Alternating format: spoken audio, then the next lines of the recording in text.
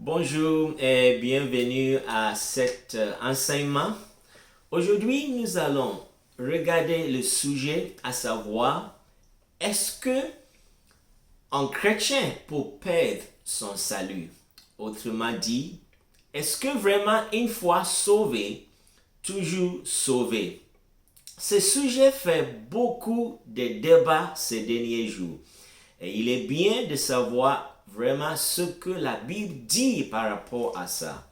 En fait, j'aimerais vous inviter, si vous pouvez, de prendre votre Bible et de regarder avec moi les passages que nous allons regarder pour essayer de répondre à cette question. Est-ce qu'un chrétien peut perdre son salut ou est-ce que vraiment, une fois sauvé, toujours sauvé? En guise d'introduction, j'aimerais dire que l'intention de cet enseignement n'est pas du tout d'amener un jugement sur qui que ce soit, bien au contraire. L'intention est que la vérité soit claire, parce que ça sera vraiment triste et dommage. Quelle déception ça sera d'arriver un jour devant Jésus, pensant être sauvé, pensant qu'on peut avoir accès au royaume de Dieu, entrer au ciel, et se voir refuser l'accès au ciel. Ça sera vraiment dommage. Une grande déception qu'on ne peut pas rectifier. Quand ceci va arriver, on ne peut plus dire « laisse-moi rectifier les choses ». On ne peut pas rectifier ça. Donc, il est important de savoir la vérité de ce que vraiment la Bible dit par rapport à ce sujet. Alors, en guise d'introduction, regardons par exemple Matthieu chapitre 7 et le verset 21 à 23. C'est Jésus qui dit lui-même, « Quiconque me dit « Seigneur, Seigneur » n'entrera pas forcément dans le royaume des cieux, mais celui-là seul, on peut souligner le mot seul, mais celui-là seul qui fait la volonté de mon Père qui est dans les cieux. » Beaucoup, il dit, beaucoup me diront en ce jour-là, Seigneur, Seigneur, n'est-ce pas en ton nom que nous avons prophétisé? En ton nom que nous avons chassé des démons? En ton nom que nous avons fait beaucoup de miracles? Alors je leur déclarerai, je ne vous ai jamais connu. Retirez-vous de moi, vous qui commettez l'iniquité. La nécessité de connaître le Seigneur, on va le voir plus tard dans cet enseignement. Mais il est clair dans ce passage que Jésus va dire à certaines personnes, au dernier jour, je ne vous ai jamais connu. Retirez-vous de moi, vous qui commettez l'iniquité. Donc, il est important de ne pas se laisser tromper, pensant qu'un jour on va être sauvé, quand en réalité on ne sera pas. À propos de ne pas se laisser tromper, Paul disait aux chrétiens de Galates, ne vous y trompez pas, on ne se moque pas de Dieu. Ce qu'un homme aura semé, il le moissonnera aussi. Galates 6 et le verset 7. Alors, c'est pas parce que je suis chrétien que je vais semer, par exemple, du blé et s'attendre à ce que je récolte des pommes de terre. Ou c'est pas parce que je vais à l'église que je vais semer des fraises en espérant récolter des abricots. Ça ne marche pas comme ça. Nous tous, nous savons que ça ne peut pas marcher. Je ne peux pas semer quelque chose et même prier ou jeûner en espérant que je vais récolter autre chose. Ça ne peut pas marcher comme ça. À propos de ça, Romains chapitre 8 et le verset 5 à 13, le dit d'une manière claire pour nous faire savoir que ce que nous sèmons, c'est ce que nous récoltons. Romains 8, 5 à 13 dit en effet, ceux qui vivent selon la chair ont les tendances de la chair, tandis que ceux qui vivent selon l'esprit ont celles de l'esprit. Avoir les tendances de la chair, c'est la mort. Avoir celles de l'esprit, c'est la vie et la paix. Car les tendances de la chair sont ennemies de Dieu, parce que la chair ne se soumet pas à la loi de Dieu, elle en est même incapable. Or, ceux qui sont sous l'emprise de la chair ne peuvent plaire à Dieu. Pour vous, vous n'êtes pas sous l'emprise de la chair, mais sous celle de l'esprit, si du moins l'esprit de Dieu habite en vous. Si quelqu'un n'a pas l'esprit de Christ, il ne lui appartient pas. Et si Christ est en vous, le corps, il est vrai, est mort à cause du péché, mais l'esprit est vie à cause de la justice. Et si l'esprit de celui qui a ressuscité Jésus d'entre les morts habite en vous, celui qui a ressuscité le Christ, Jésus d'entre les morts, donnera aussi la vie à vos corps mortels par son esprit qui habite en vous. Ainsi donc, frères, nous sommes débiteurs, mais non de la chair, pour vivre encore selon la chair. Si vous vivez selon la chair, vous allez mourir. Mais si par l'esprit vous faites mourir les actions du corps, vous vivrez. Donc, la Bible ici est claire que celui qui sème pour la chair, il va récolter la mort. Celui qui sème par l'esprit, il récolte la vie et la paix. Vivre selon la chair a des conséquences. Et vivre selon l'esprit aussi a des conséquences. Donc, on ne peut pas dire que une fois sauvé, toujours sauvé. Ça ne peut pas être. Bibliquement, ça ne tient pas debout. Regardons tout d'abord le mot salut. Remarquons que dans les 4 évangiles, Matthieu, Marc, Luc et Jean, c'est seulement 2 fois, à 2 reprises, que Jésus a prononcé le mot salut.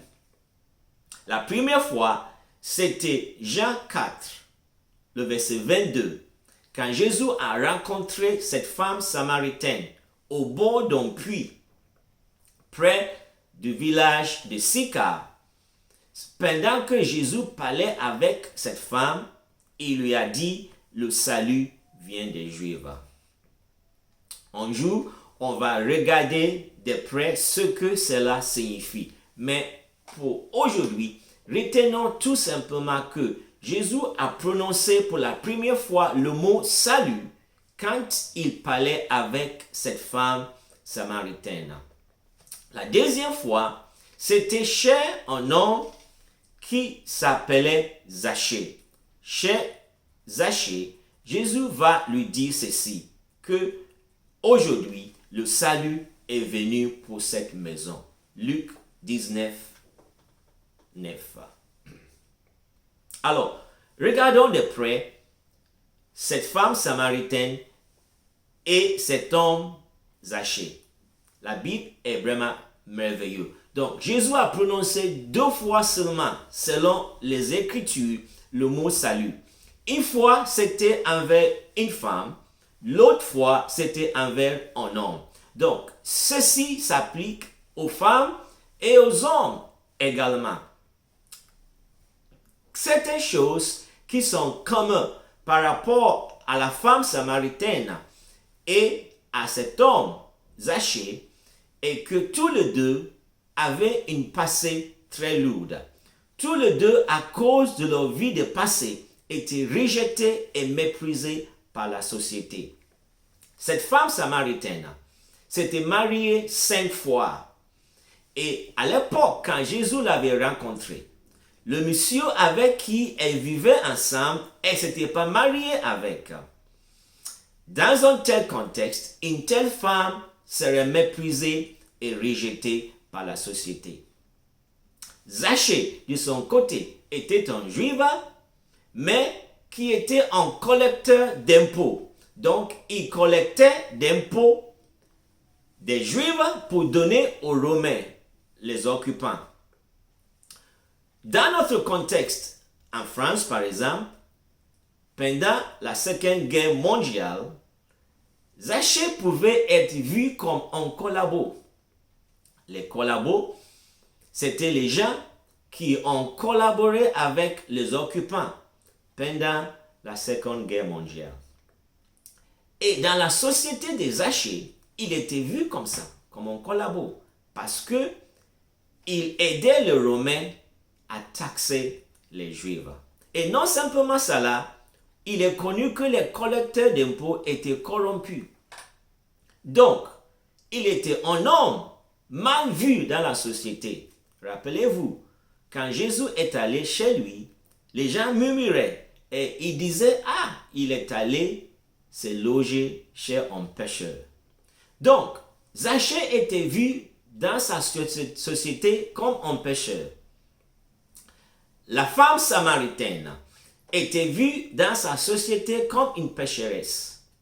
Et pourtant, c'est à ces deux individus que Jésus va prononcer le mot salut, seulement 2 fois dans les 4 évangiles. Alors, une chose qui est claire est que cette femme s'était vraiment repentie. Parce que il est dit dans Jean 4 qu'elle est allée dans son village pour annoncer aux habitants de ce village, venez voir un homme qui m'a dit tout ce que j'ai fait. Ne serait-il pas le Messie? Remarquons que dans ce village, tout le monde connaissait tout le monde. Donc, la vie du passé de cette femme n'était pas quelque chose de caché. Tout le monde la connaissait. Et sûrement qu'elle devrait en avoir honte d'un tel passé. Alors elle repart dans son village, cette fois-ci sans honte, pour dire, venez voir un homme qui m'a dit tout ce que je fais. Ne serait-il pas le Messie? Ceci nous montre que cette femme s'était vraiment repentie. Elle avait vécu une expérience de conversion par sa rencontre avec Jésus. Elle s'était repentie et elle a cru que Jésus est le Messie, le Sauveur du monde. Zachée également.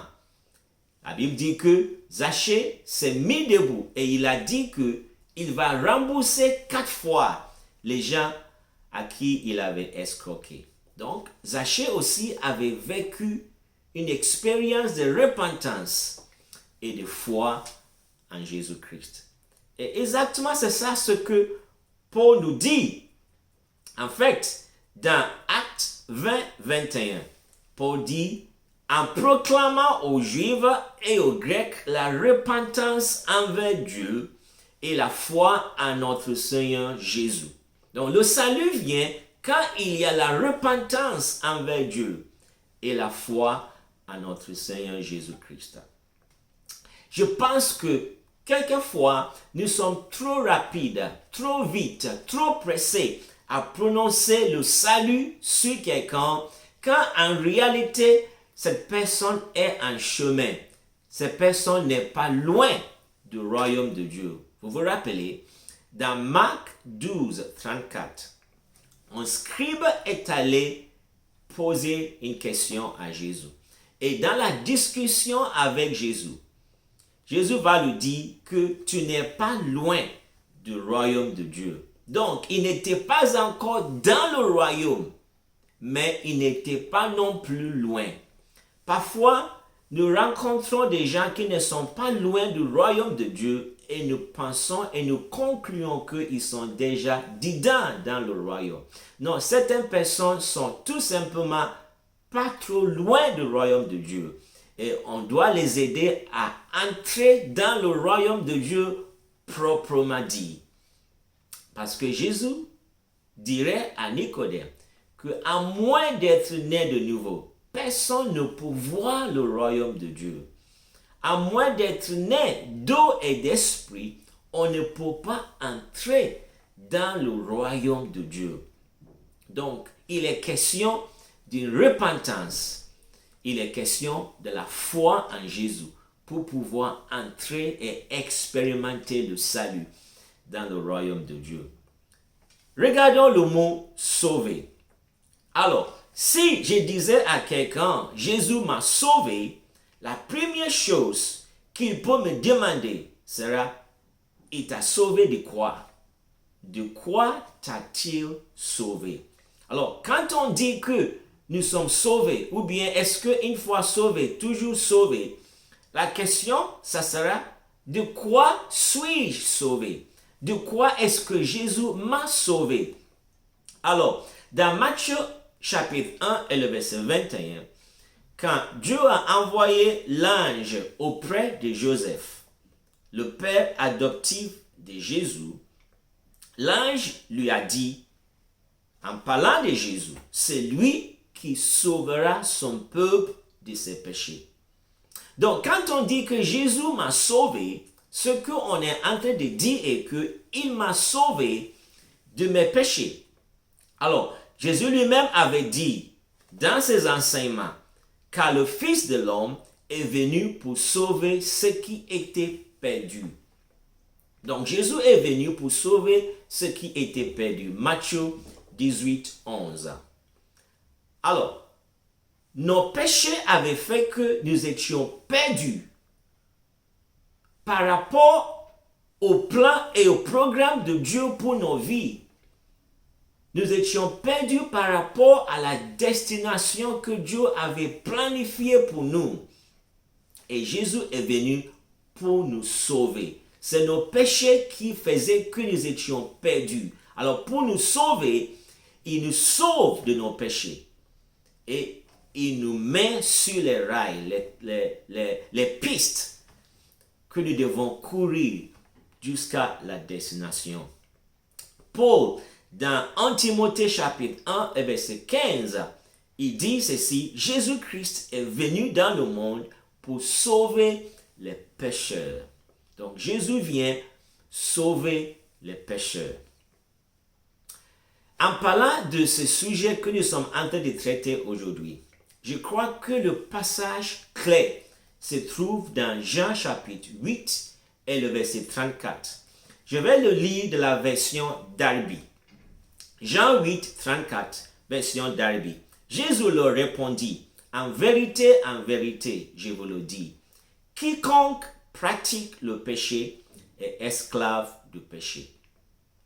Donc, la question, c'est pratiquer quelque chose. On dit par exemple, par rapport à un médecin, qu'il est médecin, mais il n'a pas pratiqué. Il a fait peut-être autre chose. Ou bien, il est médecin et il pratique. Donc, quand Jésus dit quiconque pratique le péché, c'est-à-dire que quelqu'un dont le péché est son pratique, est son quotidien, il vit dedans, il le pratique, il le fait. Et Jésus dit, quiconque pratique le péché est esclave du péché. Il n'est pas question si cette personne se dit chrétien ou sauvé ou bien est quelqu'un qui va à l'église.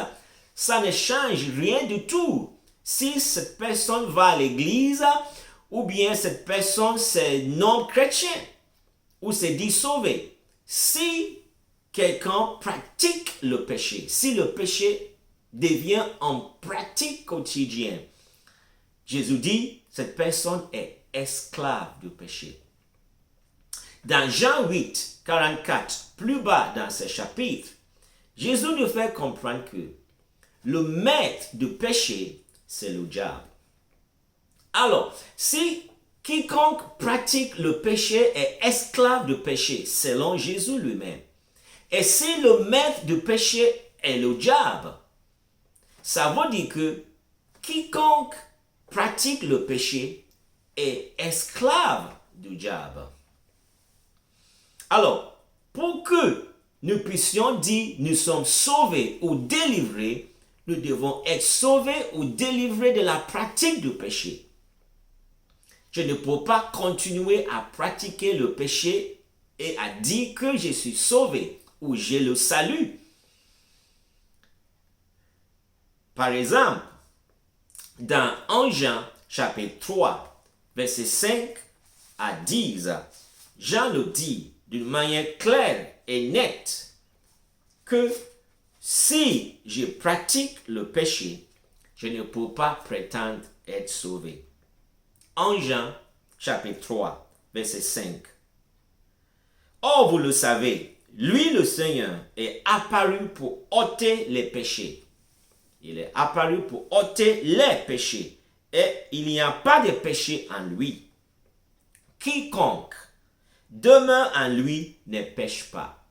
En réalité, en grec, on peut le lire ainsi. Quiconque demeure en lui ne continue pas de pécher. Ou quiconque demeure en lui ne pratique pas le péché. Quiconque pêche ou quiconque pratique le péché ne l'a pas vu et ne l'a pas connu. Petits enfants, que personne ne vous séduise. Oui, il y a une séduction, il y a une tromperie, on va le voir un peu plus tard. Et la Bible dit que personne ne vous séduise. Celui qui pratique la justice est juste, comme lui le Seigneur est juste. Celui qui commet le péché est du diable, car le diable pêche dès le commencement. Le Fils de Dieu est apparu afin de détruire les œuvres du diable. Qui sont les œuvres du diable, c'est pousser les hommes à vivre dans le péché. Le Fils de Dieu est apparu pour détruire les œuvres du diable. Quiconque est né de Dieu ne commet pas le péché. Autrement dit, ne fait pas le péché en pratique. Parce que la sémence de Dieu demeure en lui et il ne peut pécher puisqu'il est né de Dieu. Il ne peut pas vivre dedans. C'est comme un cochon qui tombe dans la boue, mais il est content, il est à l'aise. Par contre, prends une brebis, prends un agneau et le jette dans la boue, il va chercher très rapidement à s'en sortir parce que ce n'est pas son habitat naturel. Quand un chrétien tombe dans le péché, il cherche vite à s'en sortir parce que ce n'est pas son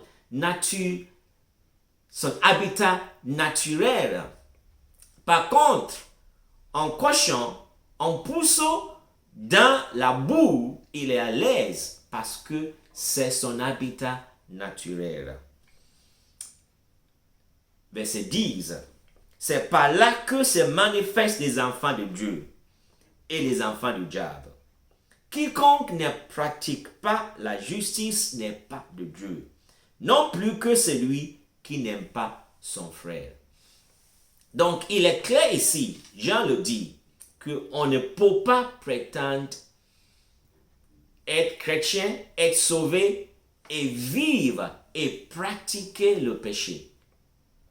Mais Jean, chapitre 1, et verset 7 aussi dit que « Et le sang de Jésus, son Fils, nous purifie de tout péché. » Donc, le chrétien, c'est celui qui, quand il tombe dans le péché, il se repent, il demande pardon. Et le sang de Jésus, son Fils, le purifie de tout péché.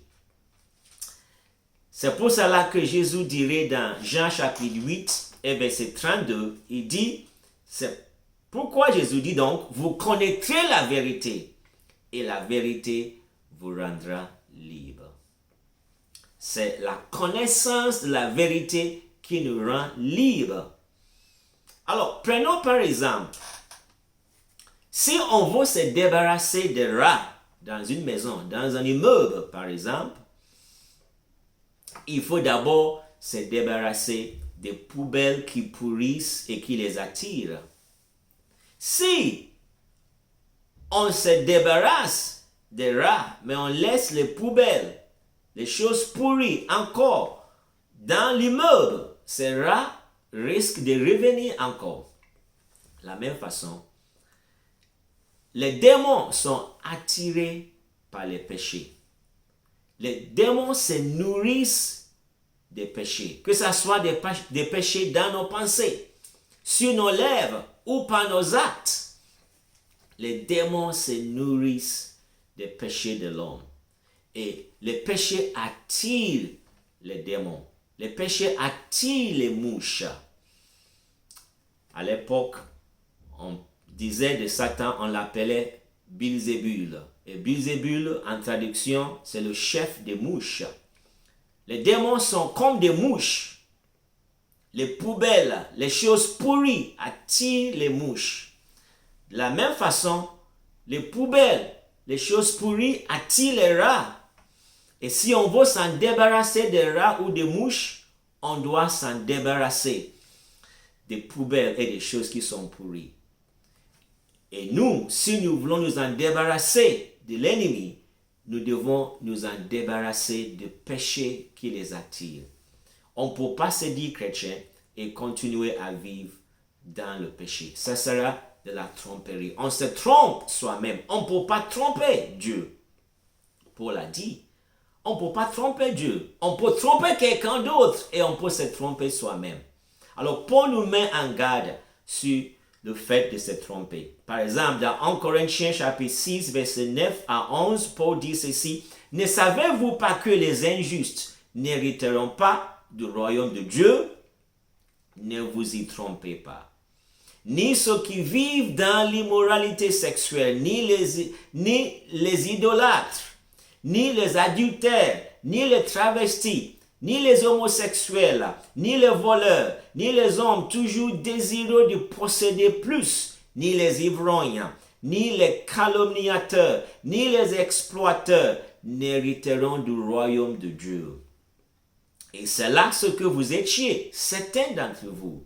Mais vous avez été lavés, mais vous avez été déclarés saints, mais vous avez été déclarés justes au nom du Seigneur Jésus-Christ et par l'Esprit de notre Dieu. Ne vous y trompez pas. Ne savez-vous pas que les injustes n'hériteront pas du royaume de Dieu? Donc, certains peuvent être trompés, mais pour nous mettre en garde de ne pas se laisser tromper. Dans son épître aux Galates, chapitre 5, verset 19 à 22, Paul dit encore, « Les œuvres de la nature humaine sont évidentes. Ce sont l'adultère, l'immoralité sexuelle, l'impurité, la débauche, l'idolâtrie, la magie, les haines, les querelles, les jalousies, les colères, les rivalités, les divisions, les sectes, l'envie, le meurtre, l'ivrognerie, les excès de table et les choses semblables. Je vous préviens, comme je l'ai déjà fait. » Donc, il avait déjà fait, seulement au cours de moments quand il était avec les chrétiens de Galates. Et ici, il dit, je vous préviens, comme je l'ai déjà fait, ceux qui ont un tel comportement n'hériteront pas du royaume de Dieu. Ceux qui ont un tel comportement, comme il a listé ici, n'hériteront pas du royaume de Dieu. Il n'a pas ajouté, sauf si cette personne se dit chrétien, ou sauf si il se croit sauvé, sauf si il a le salut, il peut continuer à pratiquer ces choses. Non, tout le monde, ceux qui ont un tel comportement, n'hériteront pas du royaume de Dieu. Dans son épître aux Éphésiens, au chapitre 5, le verset 3 à 7, Paul dit que l'immoralité sexuelle, l'impurité sous toutes ses formes, ou la soif de posséder, ne soit même pas mentionnée parmi vous, comme il convient à des saints. Donc, certaines choses ne devraient même pas être mentionnées parmi des chrétiens. Il dit l'immoralité sexuelle, l'impurité sous toutes ses formes, ou la soif de posséder, la cupidité, ne soit pas mentionnée parmi vous, comme il convient à des saints. Qu'on n'entend pas des paroles grossières, de propos stupides ou équivoques, c'est inconvénient, mais plutôt des paroles de reconnaissance. Vous le savez bien en effet, aucun être immoral ou impur ou toujours désireux de posséder plus, c'est-à-dire idolâtre, n'a d'héritage dans le royaume de Christ et de Dieu. Que personne ne vous trompe par des paroles sans fondement, car c'est pour cela que la colère de Dieu vient sur les hommes rebelles. N'ayez donc aucune part avec eux. Paul ici écrivait aux chrétiens d'Éphèse. Et il dit que personne ne vous trompe par des paroles sans fondement. Que personne ne vous trompe. Car c'est pour cela que la colère de Dieu vient sur les hommes rebelles. Il est intéressant de remarquer qu'aux Corinthiens ainsi qu'aux Éphésiens, Paul a fait mention de la soif de posséder, ou d'autres traductions, la cupidité. De nos jours, on nous pousse en tant que chrétiens à chercher à vouloir être riche et de s'en enrichir davantage. On dit le message de la prospérité.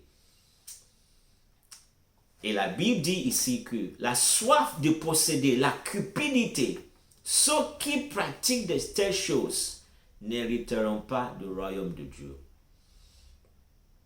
Nous devons donc faire attention. Dans le livre de Hébreux, celui qui a écrit le livre de Hébreux nous livre beaucoup d'avertissements pour ne pas se croire sauvé quand on ne l'est pas vraiment. Dans Hébreux 2, versets 1 à 4, il dit: c'est pourquoi nous devons d'autant plus nous attacher au message que nous avons entendu, de peur d'être entraînés à notre perte. En effet, puisque la parole annoncée par l'intermédiaire des anges a été confirmée et que toute transgression et toute désobéissance ont reçu une juste sanction, comment échapperons-nous si nous négligeons un si grand salut? Ce salut annoncé d'abord par le Seigneur nous a été confirmé par ceux qui l'ont entendu. Dieu a appuyé leur témoignage par des signes, des prodiges et divers miracles, ainsi que par les dons du Saint-Esprit distribués conformément à sa volonté.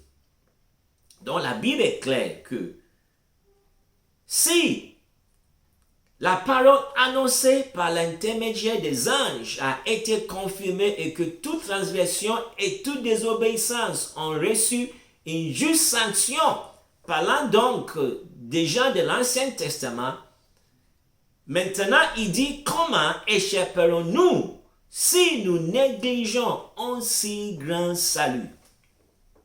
Ce salut annoncé d'abord par le Seigneur nous a été confirmé par ceux qui l'ont entendu, c'est-à-dire les apôtres. Comment échapperons-nous si nous négligeons un si grand salut? Ce que j'ai lu vient de la version second 21. La version dite à la colombe emploie le mot, au lieu de peur d'être entraîné à notre perte. Ce que la version second 21 dit, la version dite à la colombe dit de peur d'aller à la dérive. Pour aller à la dérive, c'est sous-entendre qu'on était sur la bonne route et puis on s'est dévié, on est allé à la dérive. Donc on peut être sur le bon chemin, on peut être déjà chrétien et aller à la dérive, c'est dévier de la route, ou comme second 21 le dit, de peur d'être entraîné à notre perte. Donc on peut être entraîné par de faux enseignements, entraîné par des amis, entraîné par notre nature de chair, entraîné par nos désirs mauvais, entraîné par toutes sortes de choses à notre perte, à la dérive. Toujours dans le livre de Hébreux au chapitre 10 et je vais le lire.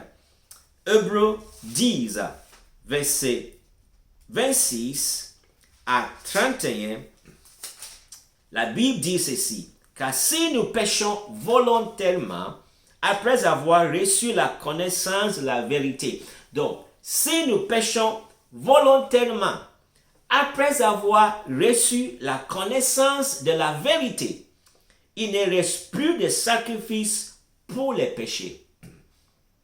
Donc, quelqu'un qui vit dans une vie de péché volontairement,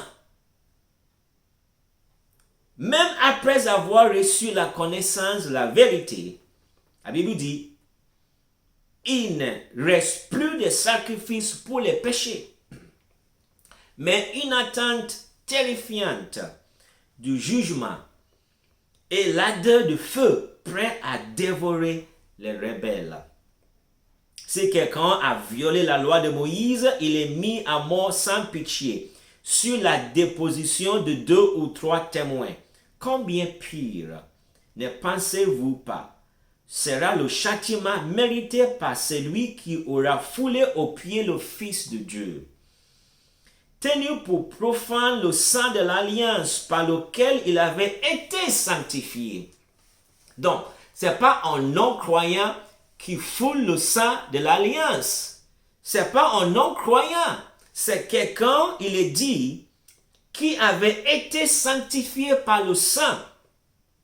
Il dit, mérité par celui qui aura foulé aux pieds le Fils de Dieu, tenu pour profane le sang de l'alliance par lequel il avait été sanctifié.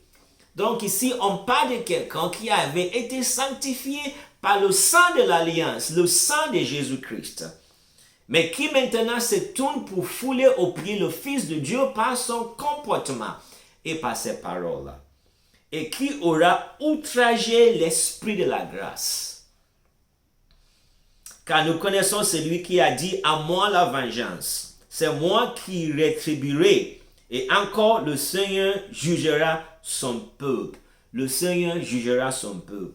Il est terrible de tomber dans la main de Dieu vivant.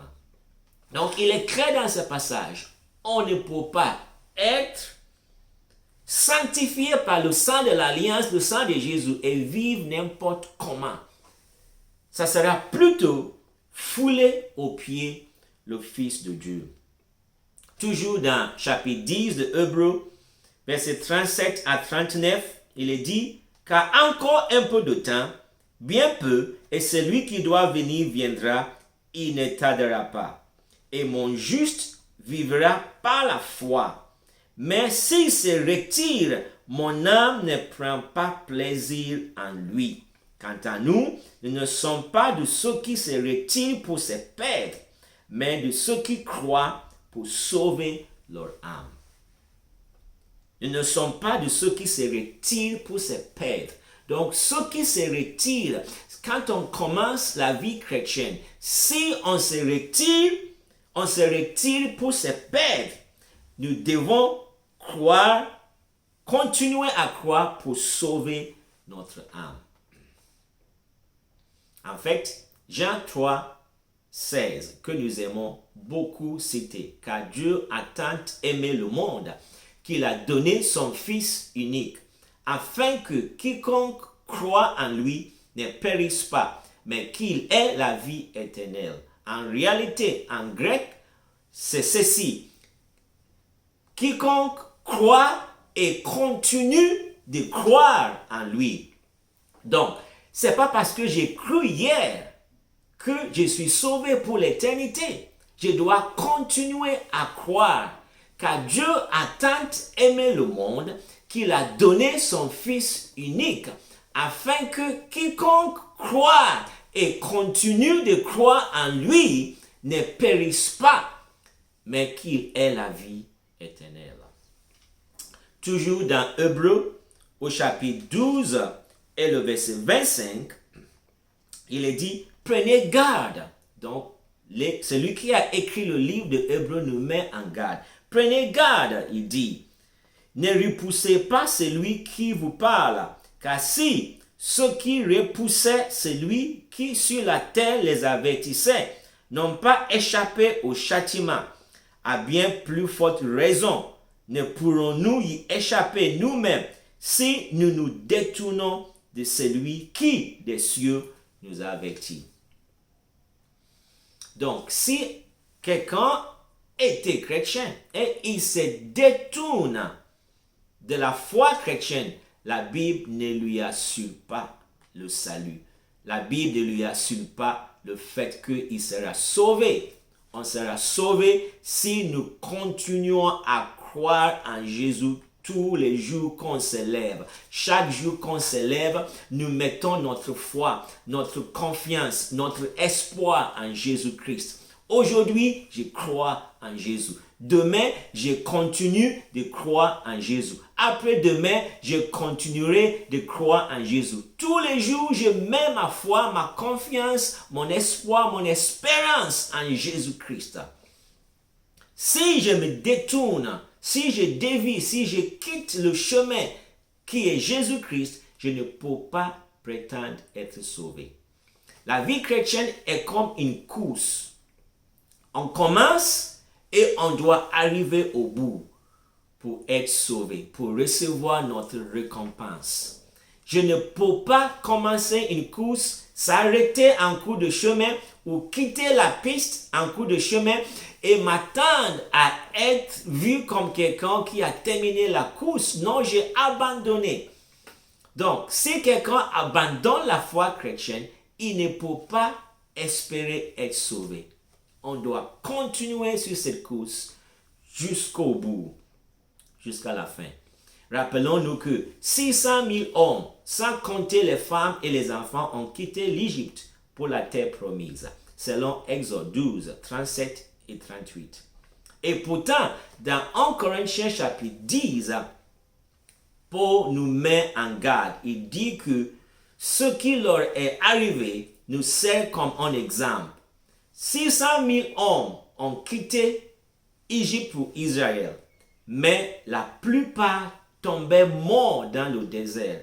1 Corinthiens 10, 5 le dit. La plupart, très peu d'entre eux qui ont quitté l'Égypte, sont arrivés à la terre promise. Et Paul dit dans 1 Corinthiens 10 que ceci nous sert comme exemple. Quel était leur problème? Au verset 6 de 1 Corinthiens 10, il est dit, ils ont eu de mauvais désirs. Au verset 7, ils ont pratiqué l'idolâtrie. Au verset 8, ils ont pratiqué l'immoralité sexuelle. Au verset 9, ils ont tenté, ou selon deux versions, provoqué le Seigneur. Donc, c'est quelque chose, tu sais bien que ceci ne plaît pas à Dieu. Et pourtant, en tant que chrétien, enfant de Dieu, tu continues à le faire. Tu es en train de tenter et de provoquer Dieu. Au verset 10 de 1 Corinthiens 10, ils ont murmuré contre le Seigneur. La conclusion, Paul dit dans 1 Corinthiens 10, 12, il dit que celui qui pense être debout prenne garde de tomber. Si le fait de tomber et de rester à terre n'a aucune conséquence, Paul ne va pas nous mettre en garde. C'est parce que si on tombe dans la vie chrétienne et on demeure, on reste dans le péché, les conséquences seront désastreuses. Donc, pour nous mettre en garde, que celui qui pense être debout prenne garde de tomber. Parce qu'une fois qu'on est tombé, si on ne se relève pas, on ne peut pas prétendre être sauvé. Alors, la question qu'on pose souvent est que, alors, pourquoi la Bible dit que nos noms sont inscrits dans le livre de vie avant la fondation du monde? Oui, c'est vrai. La Bible dit que nos noms sont inscrits dans le livre de vie avant la fondation du monde.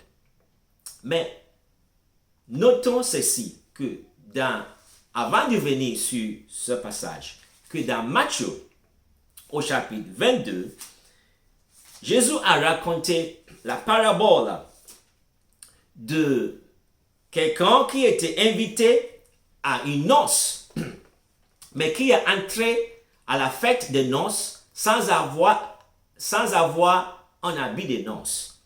Et Jésus a dit que il devrait être lié. Liez-lui les pieds et les mains et jetez-le dans les ténèbres de dehors, où il y aura des pleurs et des grincements de dents.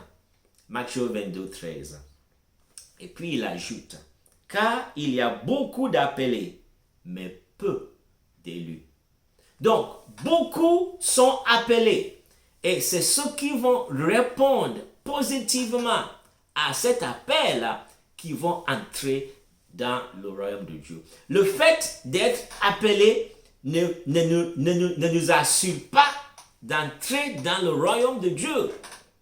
Le fait d'être appelé ne veut pas dire que je suis sauvé ou je le salue, scellé déjà.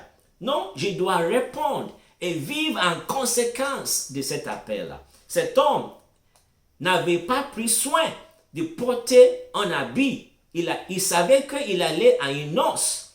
Et peut-être il est allé avec les habits du champ. Il revenait du champ, on l'a invité à une noce, peut-être. Au lieu d'aller se laver, se préparer et s'habiller correctement, il est allé à cette noce avec un habit sale peut-être, impropre. Et il a été mis dehors. Donc oui, tout le monde est appelé. On est tous appelés. Beaucoup sont appelés. Mais on doit se comporter correctement comme des chrétiens. Donc oui, nos noms sont inscrits dans le livre de vie avant la fondation du monde. Et pourtant, dans Apocalypse chapitre 3 et verset 5, Jésus lui-même dit ceci. Ainsi, le vainqueur se vêtira de vêtements blancs. Je n'effacerai pas son nom du livre de vie et je confesserai son nom devant mon Père et devant ses anges. Apocalypse 3, 5. Alors, certaines choses à noter par rapport à ce passage. D'abord, 1. Pour effacer un nom, cela veut dire que le nom était auparavant inscrit dedans. Donc, si Jésus dit, je n'effacerai pas son nom du livre de vie, ça veut dire que ce nom était déjà inscrit. Et il dit, il ne va pas effacer. Mais il ne va pas effacer par rapport au vainqueur. Donc, c'est le vainqueur qui auront le nom gardé dans le livre de vie. C'est le vainqueur que le nom ne vont pas être effacés.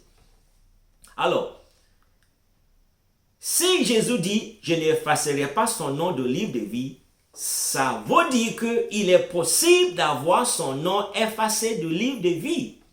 Sinon, ça sera une menace vide de sens de dire à quelqu'un, je n'effacerai pas ton nom du livre de vie si c'est quelque chose qui ne peut pas se faire. Si, comme prétendent certaines personnes, puisque nos noms sont inscrits dans le livre de vie, ça ne peut jamais être effacé.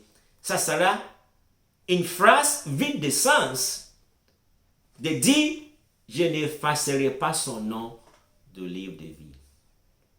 Ça veut dire que ça peut se faire. Certains noms vont être effacés du livre de vie parce qu'ils n'ont pas vécu comme des vainqueurs qui sont revêtus de vêtements blancs. Et puis dans ce même passage, dernièrement, Jésus dit, je confesserai son nom devant mon Père et devant ses anges. Donc, ça veut dire, pour que nos noms soient confessés devant le Père et devant ses anges, il y a quelque chose à faire. Et effectivement, dans Matthieu chapitre 10, verset 32 à 33, Jésus est clair que c'est celui qui confesse son nom devant les hommes que lui aussi, il va confesser son nom devant le Père et devant ses anges. Et celui qui va renier son nom, cela aussi renier un jour. Donc, si je me dis chrétien, et par ma vie, par mon comportement, par mes paroles, je renie Jésus, je ne peux pas prétendre un jour être reçu dans son royaume. Paul atteste cela dans 2 Timothée, chapitre 2, versets 11 à 13. Paul aussi le dit clairement, que si nous renions Jésus, lui aussi il nous renie. C'est clair dans la Bible. Alors, des passages à noter, très importants. Nous avons fait allusion à cela au début dans Matthieu chapitre 7, que Jésus dirait à certaines personnes, je ne vous ai jamais connu. Dans Matthieu 25, versets 1 à 13, quand Jésus a raconté la parabole des 10 vierges, il a dit par rapport aux 5 qui étaient folles, qu'il va leur dire, je ne vous connais pas. Donc un jour, certaines personnes vont se croire chrétiens dans l'église et Jésus va leur dire, je ne vous ai jamais connu. Je ne vous connais pas. Pourquoi? Parce que ces personnes n'avaient pas pris l'importance, le temps de tisser une relation avec Jésus-Christ.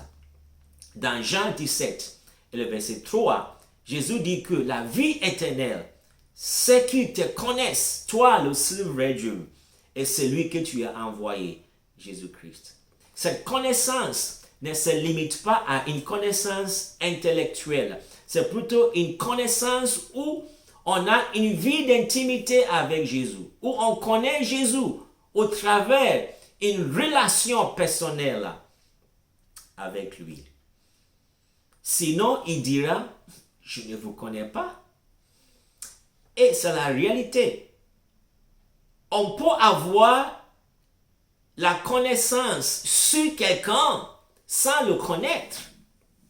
Je peux lire la biographie ou l'autobiographie de quelqu'un, mais je ne peux pas dire que je le connais. Connaître Dieu, c'est avoir une relation avec lui. Alors, Dieu veut que nous ayons une relation avec lui, une relation quotidienne avec lui. Non simplement une connaissance intellectuelle. On peut lire la Bible et avoir une connaissance intellectuelle de Dieu, une connaissance sur qui est Dieu, sans vraiment le connaître, sans avoir une relation, sans le connaître. On peut avoir une connaissance sur Dieu sans connaître Dieu. Et c'est celui qui connaît Dieu qui va avoir la vie éternelle. La vie éternelle, c'est qu'ils te connaissent, toi le seul vrai Dieu, et c'est lui que tu as envoyé, Jésus-Christ. Dans Apocalypse toujours, chapitre 3 et le verset 16, Jésus dit, je vais te vomir de ma bouche. Donc, il y a des gens que Jésus dit, il va vomir de sa bouche à cause de leur comportement, à cause de leur style de vie. Jésus dit, je vais te vomir de ma bouche. Dans Luc 13, verset 6 à 9, c'est ce passage, en fait, moi-même, qui m'a amené à mettre ma vie en règle avec le Seigneur. J'avais connu le Seigneur, ou autrement dit, j'avais entendu parler du Seigneur, mais j'ai joué avec ma vie.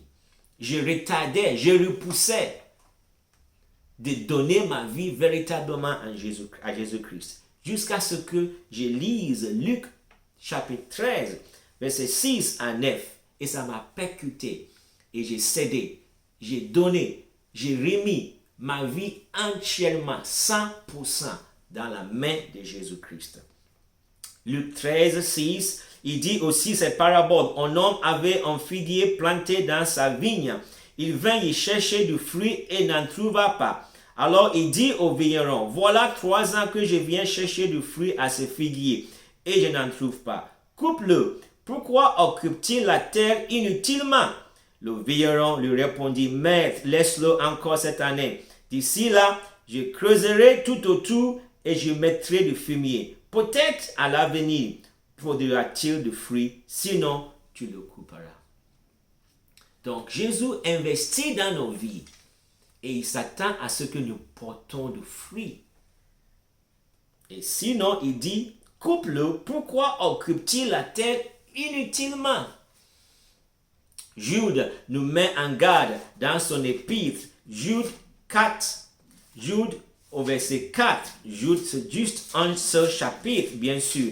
Et au verset 4, Jude nous met en garde, il dit, car il s'est glissé parmi vous certains hommes dont la condamnation est écrite depuis longtemps, impies, qui changent en dérèglement la grâce de notre Dieu et qui renie notre seul Maître et Seigneur Jésus-Christ.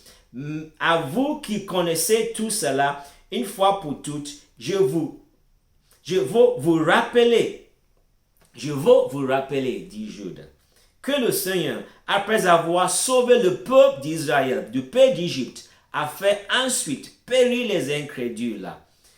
Les anges qui n'ont pas gardé la dignité de leur rang, mais qui ont quitté leur propre demeure, il les a gardés dans des chaînes perpétuelles au fond des ténèbres en attendant le grand jour du jugement. De même, Sodome et Gomorrhe et les villes voisines qui se livraient de la même manière à la débauche et recherchaient des unions contre nature sont donnés en exemple, soumises à la peine d'un feu éternel.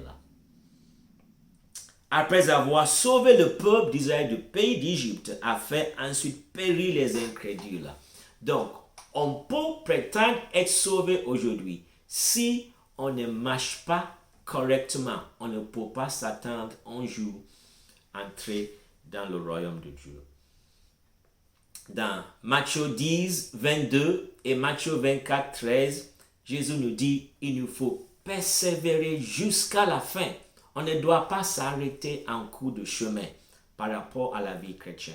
On persévère jusqu'à la fin. Jacques également nous met en garde dans son épître, Jacques chapitre 5 et le verset 19 à 20.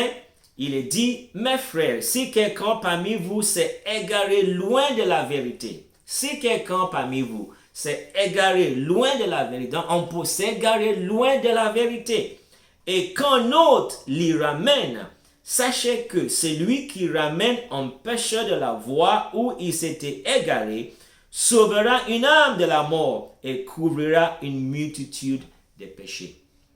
Donc si personne ne le ramène, celui qui s'est égaré loin de la vérité, s'il s'égare loin de la vérité, il ne peut pas prétendre être sauvé. Il va être sauvé que si on le ramène de la voie où il s'était égaré. Il est clair dans la Bible qu'on ne peut pas prétendre être sauvé et toujours sauvé. Dans Éphésiens chapitre 4, verset 1 et le verset 17, Paul nous dit que nous devons marcher d'une manière qui est digne de notre vocation en Christ.